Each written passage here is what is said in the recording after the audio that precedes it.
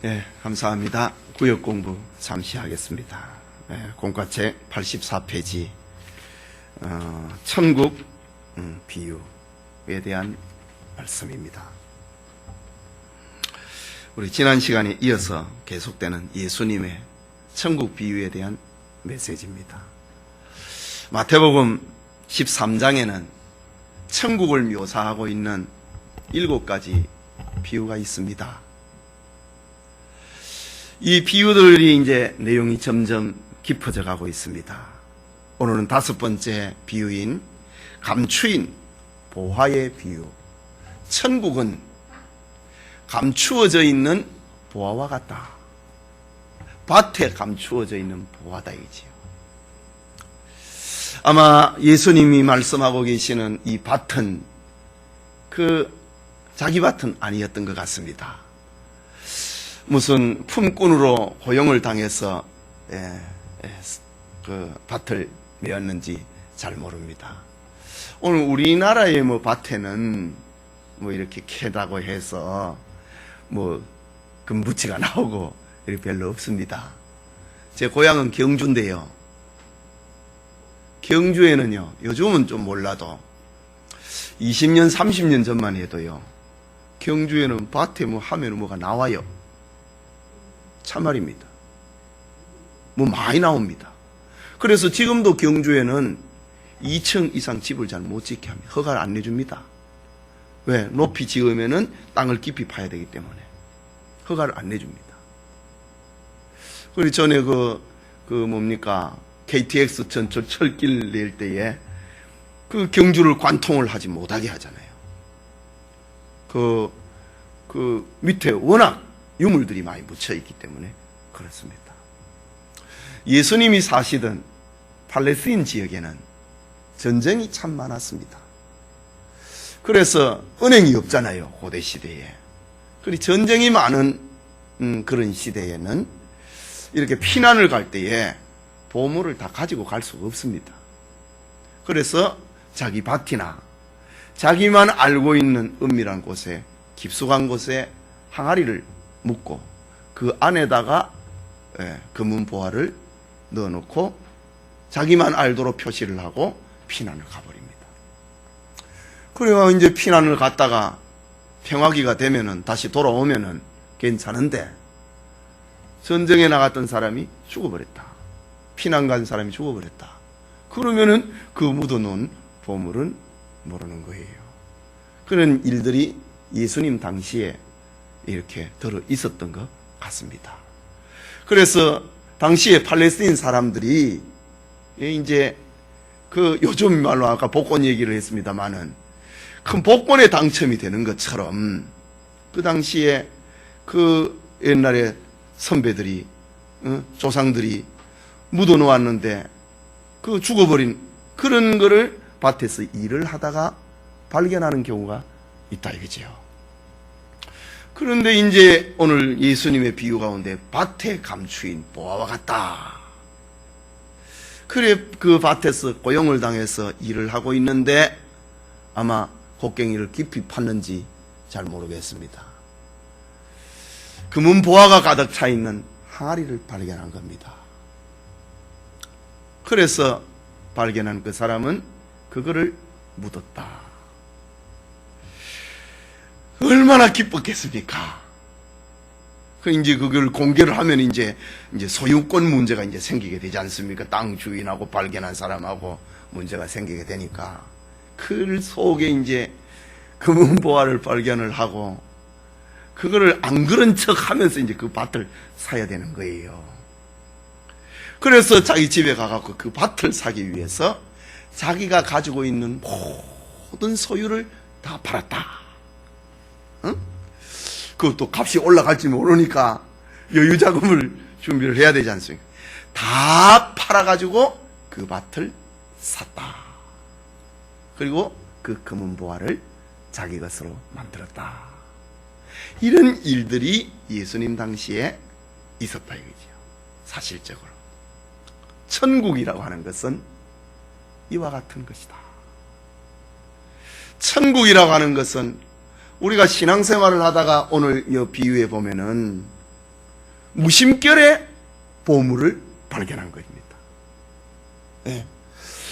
우리가 살아가다가 무심결에 친구의 전도를 받든지 누구의 인도를 받든지 그냥 스쳐 지나가는 전도지 한 장을 받든지 그걸 받았는데 그게 자기에게 쇼크가 됐다 이거죠. 자기의 마음에 와닿았다 이거죠. 그래서 이 천국이 얼마나 소중한 것이냐 그것을 알리기 위해서 자기의 모든 소유를 다 팔아가지고 그것을 그 밭을 사는 것처럼 천국은 그렇게 귀한 것이다. 천국이라고 하는 것은 은닉이 되어 있는 것이다. 숨겨져 있는 것과 같다. 이 지구상에 천국이 있지만은 우리가 다 천국의 그 존재를 믿고 있지만은 안 믿는 사람들이 얼마나 많습니까? 그러니까 저들에게는 천국은 마치 숨겨져 있는 보화와 같은 겁니다. 천국은 보화와 같다. 그거는 내 공로로 얻는 것이 아니라 그야말로 그냥 주어지는 발견이었다 이거지요. 그게 너무너무 기뻤습니다. 그거를 소유하기 위해서 결단을 내렸다. 그것을 소유하기 위해서 결단을 내려야 된다. 천국이라고 하는 것은 우리의 모든 것을 다 주고라도 그것을 살 만큼 소중한 것이다. 예수님이 그 당시에 있었던 화제거리가 되고 있는 동네에 그런 사람을 비유를 들어가지고 밭에 감추인 보화 같다라고 말씀하셨습니다. 그리고 예수님께서 또 하나의 비유를 또 들고 있습니다. 이번에는 값진 진주를 구하는 장사꾼. 이거는 딱 목적을 두고 있는 사람입니다. 그 당시에 고대 근동 지역 당시에 소중한 아주 귀하고 큰 진주를 찾는 사람들이 있었습니다. 상인들이. 당시에 이제 근동 국가 시대에 국제 무역을 하는 상인들이 있잖아요. 이 나라 저 나라를 다니면서 장사를 하면서 값비싼 진주를 구하는 그런 장사꾼들, 무역상들이 있었습니다.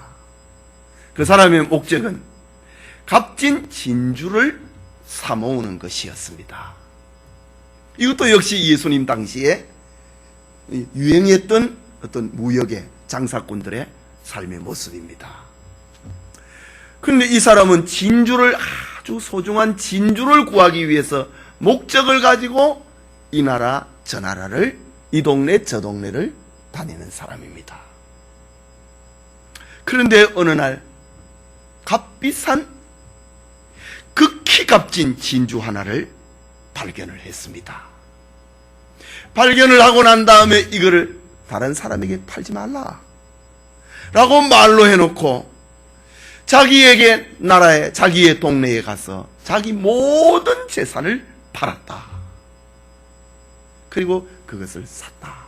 그러니까 오늘 우리 예수님의 비유에 보면은 공통되는 것은 자기의 모든 것을 판다고 하는 겁니다.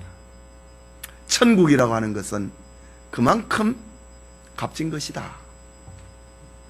내가 가지고 있는 이 모든 것을 다 지불하고서라도 그것을 내 것으로 만들어내야 된다라는 것을 알려주고 있는데, 아까 밭에 감추인 보화는 의미 없이 밭을 매다가 천국을 발견한 겁니다.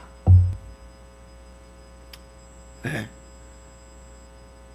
내 어떤 계획이나 내 어떤 노력하고 관계없이 은혜로 뜻밖의 보물이 발견이 된 겁니다. 그런데 값진 진주의 모습은 앞에 비유하고는 좀 다릅니다. 목적을 가지고 찾는다 이거지요. 구도자들의 모습입니다.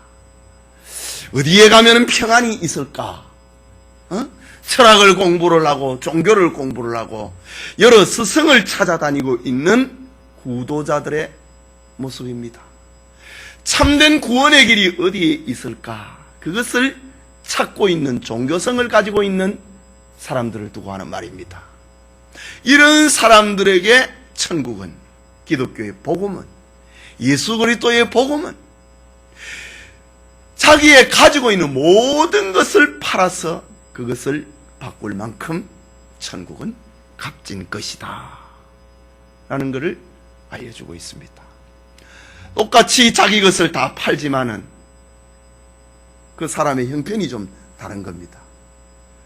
밭에 감 주인 보아는 자기 계획하고 관계없이 만났다 이거고, 진주를 구하는 사람은 계획성을 가지고 목적을 가지고 찾아다니다가 주님을 만났다. 천국이 무엇인가를 발견했다. 그러니까 천국이라고 하는 것은 계획성을 가지고 추구를 하는 구도자의 모습이든, 아니면 농부처럼 아무 계획이 없이 나무 집에 밭에 가서 일을 하다가 만난 사람이든 간에 천국은 자기의 모든 것을 팔아서 자기 것을 만들어야 될 만큼 소중한 것임을 알려주고 있습니다. 그 다음에 7번째 천국 비유가 나타납니다. 그는 그물과 고기의 비유입니다. 농부가 고기를 잡기 위해서 그물을 쳤습니다. 그리고 시간이 지나고 난 다음에 그물을 걷습니다. 그물을 걷으니까 그 안에 고기가 여러 종류의 고기가 있는 거예요. 그 농부가 자기가 원하는 고기만 다 골라내고 나머지는 다 버렸겠다. 이거는 천국의 종말성, 종말론적인 의미에서의 천국의 모습입니다. 예수님이 재림을 하실 때에 좋은 고기는 거두어 가지고 바구니에 집어 담고, 자기가 원하지 않는 고기는, 잡고기들이 있잖아요. 그런 고기들은 다 버렸다. 택한 사람들은 천국의 곳간에 다 들어가고, 주인의 마음에 합당하지 않는 사람들은, 불택자들은 다 버림을 당한다. 천국의 마지막 그 천국에 들어가는 그 장면을 예수님께서는 이렇게 비유를 하고 있습니다.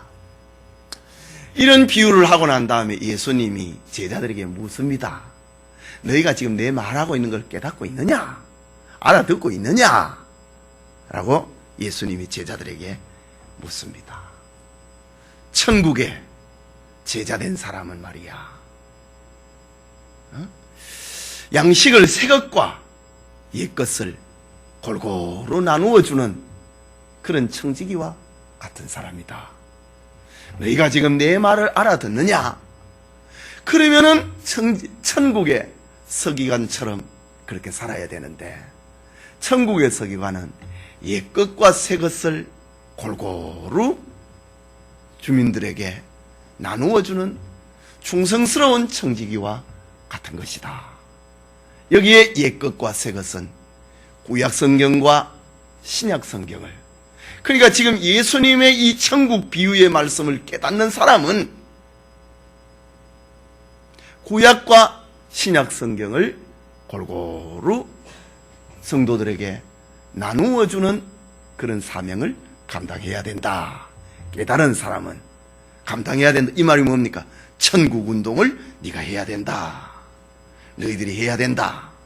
구약을 가르치고 신약을 가르쳐서 옛 것과 새 것을 가르쳐서 너희들이 천국 운동을 해야 된다 라는 말씀으로 이 마태복음 13장을 예수님께서는 이렇게 결론을 맺고 있습니다. 자, 우리 연습 문제를 보는데, 지난 시간에 우리 연습 문제 안 봤지요? 우리 쭉 한번 봅시다.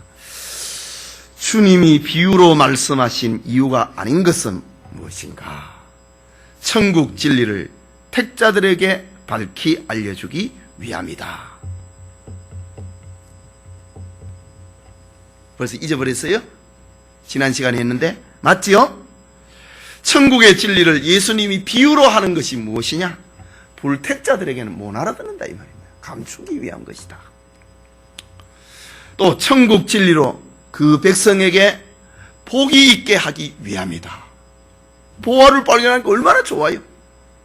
이 천국의 진리는 이것을 듣는 사람, 이것을 깨닫는 사람으로 하여금 복 있게 하기 위함이다. 네 번째로 천국 진리를 머리 좋은 사람만 알게 하기 위함이다. 비유로 해가지고 예수님이 비유로 한 이유는 머리 좋은 사람만 풀어내라 그런 뜻이다. 안 맞지요? 예. 그 다음 두 번째, 천국 비유에 대한 설명으로 맞는 것은 O, 틀린 것은 X 하시오. 씨 뿌리는 비유에서 씨는 천국 복음이고 뿌리는 자는 예수다. 맞는 말이지요. 씨가 뿌려진 밭은 복음을 받은 자들의 심령을 가리킨다. 맞는 말이지요. 가라지 비유에서 가라지는 악인을, 좋은 씨는 천국의 아들이다. 맞는 말이고. 밭은 교회요, 가라지가 보이면 교회 안에 악이 공존함을 말합니다. 그것도 맞는 말이고. 제가 말하고 답하고 그래 할게요. 겨자씨 비유는 천국 운동의 확장성과 궁극적 승리를 말한다. 지난 시간에 얘기했는데 겨자씨가 조그만한데 커지더라 이거죠. 천국 운동의 확장성을 말한다. 누룩의 비유는 천국 운동의 침투성과 내적 확장성을 말한다. 그것도 맞지요? 그 항아리 안에 누룩이 들어가면은 항아리 안에 있는 모든 걸 다 부풀게 했잖아요. 그 다음에 일곱 번째, 이제 오늘 공부하고 해당되네. 감추인 보화의 비유는 최고의 가치와 기쁨을, 예수 섬김의 복음 운동을 말한다. 맞지요? 값진 진주의 비유는 천국 운동의 사치성과 부유성을 말한다. 아니지? 예. 그 다음에 그물과 고기 비유는 천국 운동의 전파성과 보편성과 종말성을 말한다. 이 말이 좀 어려워요. 예. 이거는 종말 얘기를 한다. 그 말만 얘기하면 되겠습니다. 예. 못 알아들으니까 내가 답하지. 안 그러면 이거 빨리 못 끝내요. 지난주에 해야 되는데 지난주 공부하고 막 섞여 있기 때문에 제가 오늘 한다고 했는데 벌써 다 지워져 버렸네. 예, 그 다음에 세 번째, 천국 비유의 결론으로 맞는 것은 O, 틀린 것은 X 하시오. 천국의 서기관은 천국 비유, 진리의 비유를 말이 좀 그래, 해독한 자들을 말한다. 그리고 그 해독이라고 하고 그거는 틀렸다고 답을 하면 되겠습니다. 그죠? 예. 천국 비유를 깨달은 자르지. 그걸 무슨 해독은 아니지요. 그쵸? 그리고 그 해독이라고 오타가 났네. 해독이라고 하고 그 답은 틀렸다. 그러면 되겠지? 새 것과 옛 것은 구약과 신약을 에서 발견한 천국 진리를 말한다. 예. 이것도 모르면 이제 조금 우리의 지능이 조금 문제가 생깁니다. 조금 전에 했으니까. 천국 비유의 핵심은 천국 운동의 말씀 운동과 성별 운동을 말한다. 성경을 가르쳐야 된다 이 말 아닙니까? 그렇죠? 그러니까 맞지요? 그 다음에 네 번째, 천국 비유는 제자들에게도 알려주지 않았다.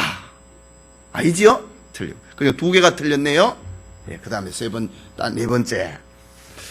또 지난주에 한 건데 또 캄캄한지 모르겠어요. 다음 서로 관련된 것끼리 짝을 지으시오. 앞 페이지를 넘기지 말고. 길가 같다라고 할 때에 씨앗이 떨어졌는데 깨닫지 못한 자를 두고 하는 말인데 새들이 와서 먹어버렸다. 깨닫지 못한 마음의 밭을 길가라고 했다. 깨닫지 못하는 것은 뭐라고 할까요? 무감각이다. 응? 그래, 답하면 되겠지요? 그 다음에 돌짝밭은 말씀을 들었는데, 기쁨으로 들었는데, 그 흙이 많이 없으니까, 고마 돌짝밭에서 자란 나무는 막 시들어버리더라. 이거 뭡니까? 감정주의를 두고 하는 말이에요. 감정주의는 뿌리가 없는 거잖아요. 감정주의를 두고 하는 말입니다. 그 이성주의는 너무 깊은 거고 감정주의는 너무 얕은 거고 그런 거죠. 그 다음에 가시밭인데 가시밭에 떨어진 씨앗은 잘 자라는데 올라오다가 여러 가지 재리의 염려 때문에 가시에 찔려갖고 결실을 못하더라. 이거 무슨 주의라고 할까요? 물질주의. 그 다음에 옥토밭에는 뿌려진 씨앗은 아이고 잘하시네요. 30배, 60배, 100배로 결실을 했다. 그 다음에 마지막으로 비유를 통해 얻은 교훈으로 맞는 것은 O, 틀린 것은 X 하시오. 천국운동의 주체는 예수 그리스도 자신이다. 천국운동은 예수님이 하시는 거잖아요. 그죠? 그 다음에 천국운동은 세상의 어느 것보다도 귀중하고 값진 것이다. 보아의 비유를 통해서 들려주고 있지요. 천국운동은 필연적으로 성장하고 확장하며 축복이 있다. 겨자씨의 비유를 통해서 말씀을 했죠. 맞지요? 천국운동에는 성별성과 심판이 있다. 그물과 고기의 비유를 통해서 좋은 것은 천국 곳간에, 나쁜 것은 다 버리더라. 심판이잖아요. 성별성과 심판성이다. 그 다음에 천국운동에 천국 제자로서 헌신하는 자에게 축복이 있다. 다 말씀하시고 난 다음에 제자들이 예수님이 너희가 깨닫느냐? 라고 했습니다. 깨달으면은 옛것과 새것, 구약과 신약, 성경을 부지런히 가르쳐라. 라고 했습니다. 천국 운동에 천국 제자로 헌신하는 자에게 축복이 있다. 맞는 말이지요? 예, 이렇게 다 했습니다. 예, 기도합시다. 하나님 아버지.